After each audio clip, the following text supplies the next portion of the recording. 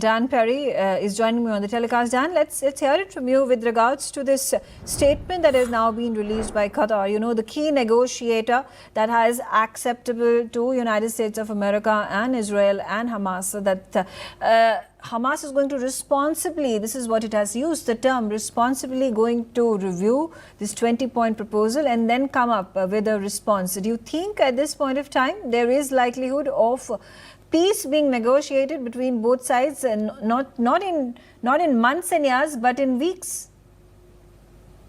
This will show the degree to which Hamas is genuinely suicidal.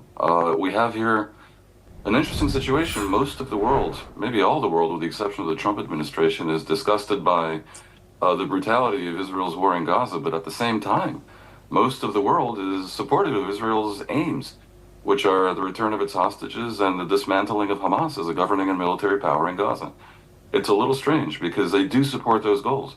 And at this point, those goals are supported not just by the U.S. and European powers, but also the entire Arab League, including Qatar, which is supposedly Hamas's ally. Now we will see what happens when Hamas is completely isolated. I can't guarantee that they'll accept this. The terms proposed are good for Israel and good for the Palestinian people and good for Gaza, but they're not necessarily great for Hamas because they are a surrender by Hamas. It amounts to the surrender that Hamas has been refusing to carry out for 2 years now and forcing Israel to go after them in this situation where civilians are being used as human shields, and Israel ends up being accused of all kinds of terrible crimes and its leaders indicted in The Hague.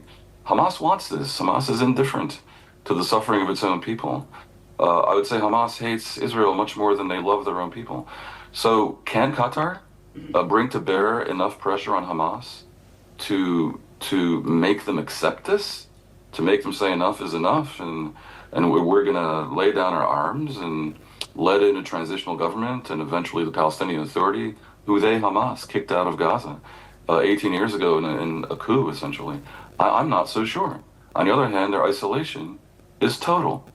And I have to think they're eventually going to run out of money because Qatar is no longer, as far as I know, supplying them with money. It's conceivable they have other sources of income from China, yes, Iran, who knows? But then, what do you make of the very public apology that has been made by the Israeli Prime Minister Benjamin Netanyahu to the Qatari leadership? He says that he regrets the quote-unquote violation of Qatar's sovereignty by the Israeli Defense Forces, and he's vowed that Israel will never again conduct any strike on Qatar in the future. It's all theatrics, and all of it is lies. I don't believe for a second that the U.S. did not know of the attack. I don't think Netanyahu would have carried out an attack on a country that hosts the largest U.S. airbase in for many thousands of miles all around without getting the green light from Trump. I'm not even completely sure Qatar didn't know about it, but it created a big embarrassment, and Netanyahu apologized because Trump made him do it. It's as simple as that. But of course, it wasn't done in public. It was done in a private phone call, creating a situation where they each can present a different narrative, and it's less humiliating than it otherwise might have been. This new smartphone lens is basically a professional DSLR that fits in your pocket. But be warned, this 50... Okay. But it created a big embarrassment, and Netanyahu apologized because Trump made him do it. It's as simple as that. But of course, it wasn't done in public. It was done in a private phone call, creating a situation where they each can present a different narrative, and it's less humiliating than it otherwise might have been. We also have the finance minister, Bezalel Smotrich, who has completely rejected this plan, this peace plan. Why are there conflicting statements being given within Netanyahu's leadership, within Netanyahu's cabinet? Because there are conflicting schools of thought in Israel. The coalition contains a far-right element represented by Smotrich and another miscreant named Ben-Gvir, who basically dream of eternal occupation of Gaza, of finding a way to get the population to leave and to replace them with Jewish settlers. Now, that is by no means the policy of the actual government. It's certainly anathema to most of Israel, and it would be an absolute disaster. But that is what Smotrich wants. Smotrich is a religious fanatic and an ultra-nationalist. So the preference of Smotrich and Ben-Gvir to have the war continue against the will of most of the people of Israel is one possible reason why it's continued. It's widely thought in Israel that Netanyahu prolonged the war longer than he needed to, for fear that his coalition would otherwise fall apart. The thing is, elections have to be held within a year, and it's widely understood that because of other differences in the coalition, the government will soon collapse.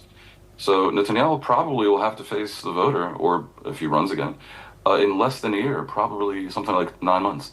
And he can't do that with great chances of success if the war is continuing. So I think his electoral logic flips from appeasing Ben-Gvir to keep the coalition together to actually walking away from that in favor of a more centrist and more peace-oriented platform in order to have any hope of winning the next election in Israel.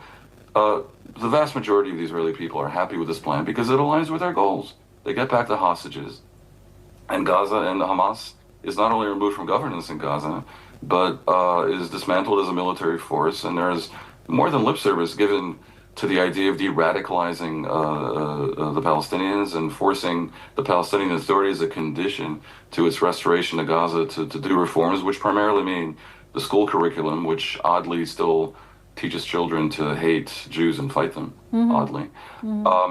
So this is complex, but you know what? The celebrations are a bit premature. It's like saying, this is great, I'm announcing the sale of my car, but as long as the buyer agrees. Well, the buyer hasn't yet agreed. And if the buyer, Hamas, doesn't agree, and as I said before, that would be remarkable, given that they're completely isolated, but also not inconceivable. If they don't agree, then Trump has given Netanyahu carte blanche to ratchet up the war, which I don't think is what he wants necessarily, but I think is what may happen. And that is bad for everyone.